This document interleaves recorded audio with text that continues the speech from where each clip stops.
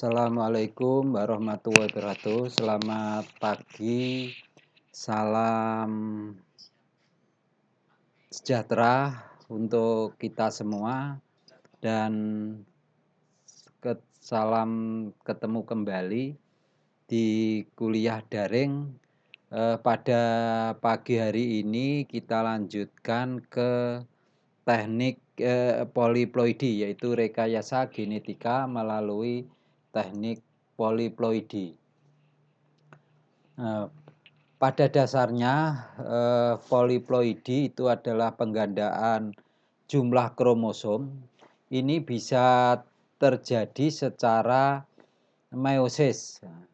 Pada tahapan meiosis ini kalau tidak terjadi penggandaan jumlah kromosom, maka akan menghasilkan gamet normal, yaitu 1N. Saudara perhatikan gambar yang tertera itu. Meiosis itu ada 2 tahap, yaitu profase, metafase, anafase, dan telofase. Lalu meiosis kedua yaitu profase kedua, metafase kedua, anafase kedua, dan telofase kedua. Saudara perhatikan gambar di atas, di mana pada tahap profase ini kromosom siap membelah. Terus di bawahnya pada proses anafase ini sudah mulai tertarik ke bidang-bidang ekuator. Ini sudah siap membelah, lalu pada telofase ini sudah membelah sempurna, mengganda, sehingga terjadi anakan sel. Demikian pada proses meiosis. Nah, kenapa terjadi penggandaan ini? Karena ini coba perhatikan pada gambar meiosis kedua. Ini sudah siap membelah, sudah mau ditarik ke sisi ekuator, tetapi ini benang-benang yang menarik, ini disebut benang-benang spidel, ini gagal memisah, sehingga terjadilah poliploidi. Kalau tidak terjadi seperti di bawahnya ini. Lalu bahan untuk studi mitosis ini, kita harus menggunakan sel-sel yang masih muda atau masih membelah, yaitu sel-sel meristematik. Nah, di mana sel-sel meristematik ini terdapat di ujung akar, ujung batang, primordia daun, petala muda, ovum muda, dan kalus. Kenapa harus dipilih yang ujung muda? Karena masih membelah. Kalau sudah di sel-sel batang, sel-sel daun yang sudah tua, itu berarti selnya relatif tidak membelah. Sehingga kita tidak menemukan sel yang aktif membelah, sehingga kesulitan untuk mengamati kromosom itu. Namun yang paling digunakan adalah ujung akar. Kenapa ujung akar? Karena di ujung akar ini selnya aktif membelah. Ujung akar ini masih aktif membelah karena mudah tumbuh dan relatif seragam. Ini menurut Suryo 1995. Dan pada ujung akar ini tidak ada klorofilnya. Kalau di ujung di ujung batang masih ada klorofil. Lalu dalam melakukan pengamatan kromosom, yang perlu dilakukan adalah adanya perwarnaan kromosom, sehingga kromosom itu nantinya bisa dilihat dengan jelas. Ini seperti yang saudara praktekkan nanti pada waktu pengamatan kromosom, maka perlu adanya pewarnaan. Larutan yang biasa digunakan untuk pewarnaan kromosom antara lain adalah asetik orsein, iron asetokarmin, safranin. Namun yang paling sering digunakan adalah astik orsein. Ini paling digunakan karena pembuatannya mudah, cocok digunakan untuk jaringan meristematik seperti ujung akar, pewarnaannya lebih cepat dibandingkan dengan larutan perwarna yang lain. Dan bisa dipadukan dengan larutan fiksatif yaitu asam astat. Ini yang telah melakukan penelitian adalah Gunarso tahun 1988. Metode pewarnaan menggunakan asetoorsein mempunyai kelebihan yaitu gambar metosis akan terpulas kuat sehingga sel-selnya dapat terlihat dengan jelas. Ini juga berdasarkan hasil penelitian Suntoro. Lalu metode pembuatan preparat. Metode pembuatan preparat yang sering digunakan adalah metode pencet atau disebut dengan metode squash. Adalah suatu metode untuk mendapatkan suatu sediaan dengan cara memencet, yaitu memencet antara objek gelas yang sudah lalu ujung akar diambil, ditaruh, ditutup dek gelas lalu ditekan, dipencet dengan jempol atau ibu jari. Sehingga didapatkan suatu kesediaan yang tipis atau kalau diterawang ke sinar matahari ini sangat transparan sehingga bisa diamati hanya satu lapis sel yang terlihat di mikroskop. Nah, yang perlu diperhatikan ini, pembuatan sediaan ini diusahakan agar supaya sel-sel terpisah satu sama lain, tetapi tidak kehilangan bentuk aslinya dan tersebar dalam suatu lapisan di atas gelas benda atau objek gelas. Nah, ini yang banyak dilakukan di laboratorium botani. Ini saya lewati sebagai gambaran pembelahan sel gamet. Nah, lalu macam poliploid. Nah, penggolongan organisme poliploid dapat didasarkan dua kriteria. Yang pertama asal usul atau cara terbentuknya. Yang kedua secara sitologi atau komposisi secara sitologi.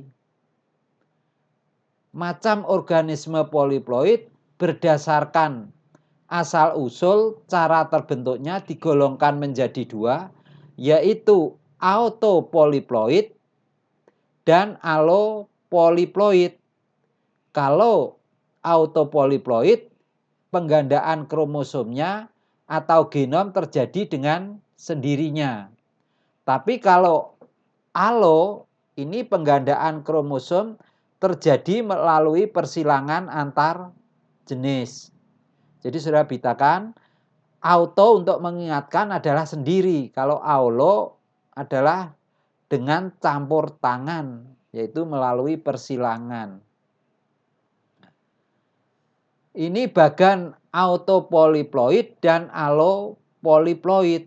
Nah, kalau yang autopoliploid ini gambar sebelah kiri, misalkan individu diploid 2N sama dengan 2X, lalu mengganda kromosomnya jadi double. Yang semula ada 4, maka menjadi tetraploid mengganda ini. 2N sama dengan 4X, tidak diploid, tapi karena ini 4, maka disebut dengan tetraploid. Nah, lalu yang alloploid, ini spesies A, induknya adalah 2N itu sama dengan 2X.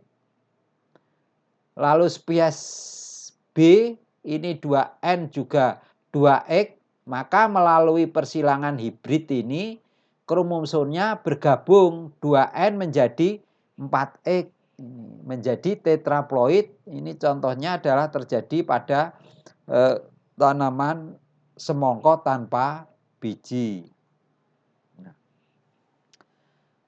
Lalu macam-macam organisme poliploid berdasarkan komposisi sitologinya, maka ada yang disebut euploid, artinya penggandaan atau kelipatan jumlah kromosom dasarnya dapat secara bisa autopoliploid maupun allopoliploid. Kalau aneuploid, ini perubahan kromosom hanya melibatkan sebagian dari kromosom dasar, yaitu satu atau beberapa kromosom dari genom ini dapat ditambah atau dikurangi. Nah, kalau monosomik itu 2n-1, nulisomik 2n-2, trisomik itu 2n plus 1, tetrasomik 2n plus 2. Jadi ini.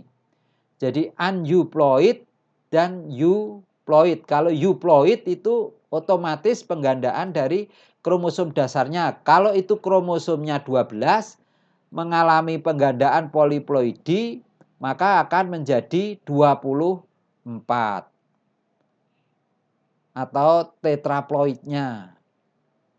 Ini contoh antara euploid vs aneuploid. Ini kromosom komposisinya normal, misalkan ini 1, 2, 3, 4. Diploidnya 2n ada 2 seed. Maka tanaman poliploidnya ini akan mengganda menjadi ini 3 pasang. Ini 3 pasang, 3 pasang, 3 pasang. Ini berarti triploid karena 3, penggandaan 3n. Lalu ini kalau mengganda ini jadi 4. Ini saudara perhatikan jadi 4 bawahnya. Maka disebut dengan tetraploid.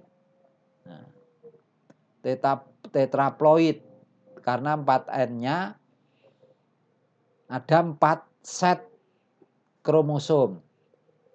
Lalu yang aneuploid ini saudara perhatikan sama, tetua yang sama, tetapi ini menggandanya tidak langsung 2 kali lipatnya, tapi ini ada pengurangan di mana ada penambahan pada pasangan yang kedua ini tidak turun menjadi 2, mestinya 2, 2, 2, tapi ini menjadi 3. Maka ini disebut trisomik. Sehingga 2n plus 1 jumlahnya menjadi 9. Atau sebaliknya, ini turun 2 semua, lalu yang pasangan yang pertama ini turun tinggal 1, maka ini disebut monosomi, yaitu 2n-1. Lalu prosedur rekayasa genetika tanaman poliploidi. Bagaimana poliploidi itu terjadi? Di alam, poliploid dapat terjadi karena kejutan listrik atau petir, keadaan lingkungan ekstrim, atau persilangan yang diikuti dengan gangguan pembelahan sel. Terus perilaku reproduksi tertentu mendukung poliploidi terjadi, misalnya pada perbanyakan vegetatif atau parthenogenesis. Nih. Saya lanjutkan. Poliploidi buatan dapat dilakukan dengan meniru apa yang terjadi di alam atau dengan menggunakan mutagen. Salah satunya adalah kolkisin. Kolkisin adalah mutagen yang umum dipakai untuk keperluan ini. Efeknya apa? Cepat diketahui dan aplikasinya mudah. Namun penggunaannya sangat beresiko tinggi karena kolkisin juga sangat mempunyai sifat karsinogenik. Siapa yang tahu karsinogenik? Karsinogenik itu suatu zat yang menyebabkan penyakit kanker. efek poliploidi pada organisme ini dapat memberikan efek pewarisan sifat, dapat positif maupun negatif. Nah, kalau yang positif ini misalkan tetraploid, misalnya pada kentang. Hexaploid telah dilakukan pada gandum sehingga berukuran lebih besar atau disebut gigas atau dengan kata lain raksasa daripada leluhurnya yang diploid. Karena hasil panen terjadi lebih tinggi, maka poliploidi dimanfaatkan dalam proses pemuliaan tanaman secara inkonvensional. Lalu berbagai kultivar tanaman hias misalnya pada anggrek dibuat dengan mengeksploitasi poliploidi. Efek negatif dari poliploidi, ketidakseimbangan pasangan kromosom dalam meiosis. Organisme dengan poliploidi biasanya mandul atau steril. Karena mandul, semangka triploid tidak memiliki biji yang normal. Bijinya tidak berkembang normal atau terdegenerasi dan dijual sebagai semangka tanpa biji. Penangkaran tanaman hias menyukai tanaman triploid karena biji tanaman ini tidak bisa ditumbuhkan, sehingga konsumen harus membeli tanaman dari si penangkar. Inilah bentuk komersial daripada perlakuan poliploidi. Lalu bagaimana mekanisme terjadinya poliploidi? Pertama, penggandaan jumlah kromosom sel pada sel somatis ini secara spontan dan hasil pertemuan gamet-gamet diploid. Lalu yang kedua, gamet-gamet diploid dapat terbentuk akibat peristiwa memisahnya kromosom yang homolog atau non-disjunction pada saat meiosis, tadi pada gambar di atas pada saat pembentukan gamet. Bila gamet-gamet diploid bertemu dengan gamet diploid akan terbentuk individu tetraploid. Ini menurut Cahal dan Gusal yang sudah melakukan penelitian.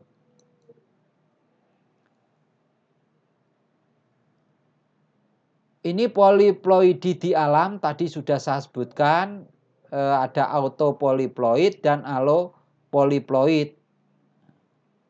Secara umum autopoliploid sama dengan diploid. Perbedaannya hanya tergantung pada genotip asal. Terjadi peningkatan ukuran sel meristematis dan sel penjaga. Autopoliploid adalah sel yang mempunyai lebih dari 2 genom, di mana genom identik atau mempunyai kromosom homolog karena pada umumnya berasal dari satu spesies. Autopoliploid muncul dari penggandaan kromosom yang komplement secara langsung. Autopoliploid dapat diinduksi artifisial melalui perlakuan Colchicine. Ini menurut Hitari. Colchicine mempunyai rumus kimia C22H25O6N. Ini merupakan suatu alkaloid yang berasal dari umbi atau biji tanaman Autumn crocum atau Colchicum autumnale yang termasuk dalam familia Liliaceae. Perlakuan kromosom termasuk mutasi karena mengubah kromosom akibat perubahan sifat tanaman. Kromosom seperti kuliah di awal adalah unit dasar kehidupan. Di dalamnya terdapat materi genetik DNA dan RNA sebagai pengontrol aktivitas hidup. Nah, termasuk metabolisme dan penurunan sifat. Karena mengatur sifat dasar ini, kromosom merupakan struktur dari bahan genetik yang utama yang terletak di dalam inti sel. Ini menurut Pospодарsono. Syarat perlakuan kolkisin. Keberhasilan menggunakan kolkisin sangat bergantung ini. Jika konsentrasi larutan kolkisin dan lama waktu perlakuan kurang mencapai keadaan yang tepat, maka poliploidi belum dapat diperoleh. Sebaliknya, jika konsentrasi terlalu tinggi atau waktu perlakuan terlalu lama, maka kolkisin memperlihatkan pengaruh negatif, yaitu penampilan tanaman menjadi lebih jelek. Sel-sel banyak yang rusak, bahkan menyebabkan tanaman mati. Jadi yang saudara praktekkan kemarin itu kan perendaman berbagai konsentrasi dan lama waktu perendaman. Coba nanti saudara amati apa yang terjadi setelah pengamatan kromosom. Lalu tanggapan terhadap kolkisin selain konsentrasi dan lama waktu perendaman juga sangat bergantung jenis spesiesnya. Nah, untuk melakukan poliploidi dengan menggunakan kolkisin ini kadang terkendala. Satu, harga kolkisin sangat mahal. Tetapi ini dapat saudara lakukan dengan membuat kolkisin secara alami, yaitu ekstrak etanolik daun tapak doro. Ekstrasi adalah proses pemisahan satu atau lebih komponen dari suatu campuran homogen menggunakan pelarut cair sebagai sparating agennya. Tujuan ekstraksi bahan alam adalah untuk menarik komponen kimia yang terdapat pada bahan-bahan alami. Ini daun tapak doro, ini sudah dilakukan penelitian oleh kakak kelas saudara. Nah, ini ditumbuk lalu diekstrak. Daun tapak doro diidentifikasi mengandung sebanyak 130 bahan bioaktif yang dikenal dengan nama terpenoid idol alkaloid atau singkatan dengan TIAS. Senyawa alkaloid yang terdapat dalam daun tapak doro diantaranya adalah vincristin dan vinblastin. Vincristin merupakan senyawa yang menghambat atau berperan dalam penghambat pembelahan mitosis pada fase metafase, di saat dimana kromosom yang sudah siap membelah ini pada fase metafase ini. Sedangkan vinblastin berperan sebagai zat antimetabolik. Berdasarkan fungsi dan peran dari senyawa tersebut, maka tanaman tapak doro dijadikan alternatif pengganti kolkisin. Hal ini dikarenakan setiap 1 gram daun tapak doro kering mengandung 4 mg senyawa antimutatik agen. Lalu bagaimana cara pembuatan larutan ekstra etanolik? Daun tapak doro dicuci bersih dan dipotong-potong, selanjutnya diblender dengan pelarut etanol 96%. Dengan perbandingan daun banding etanol 1:2. Kemudian larutan tersebut dibiarkan selama 24 jam. Larutan kemudian disaring dengan layer cheesecloth. Etanol diuapkan dengan water bath sehingga didapatkan ekstrak etanolik daun tapak doro pekat. Ekstrak pekat tersebut kemudian dikeringkan pada suhu 55 derajat Celcius selama 96 jam hingga menjadi padat. ekstrak etanolik padat dihaluskan dengan mortar hingga menjadi serbuk.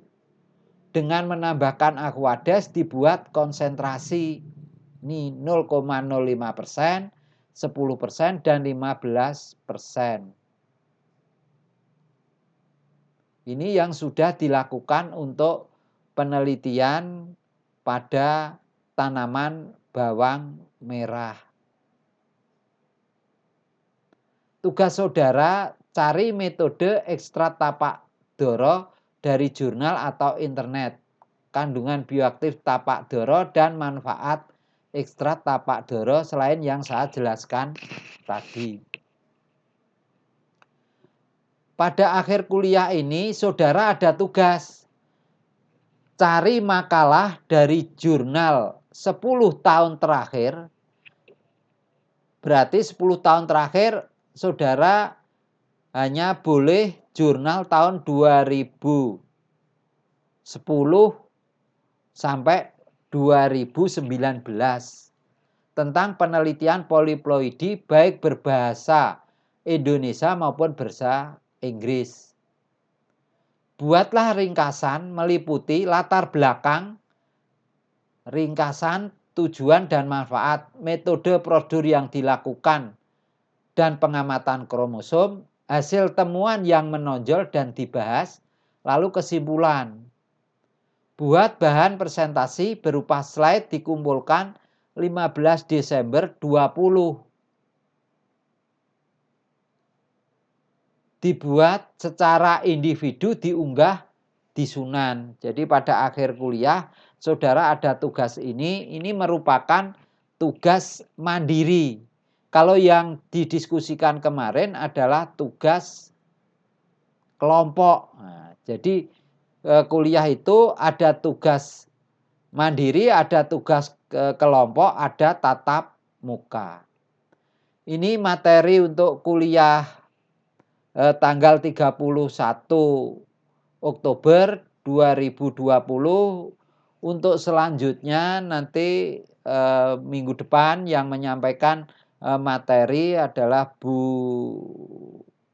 Ita, dan pada pertemuan ke-9 nanti akan diadakan ujian UTS. Dari saya cukup, mudah-mudahan penjelasan ini menambah saudara untuk bersemangat belajar yang lebih giat.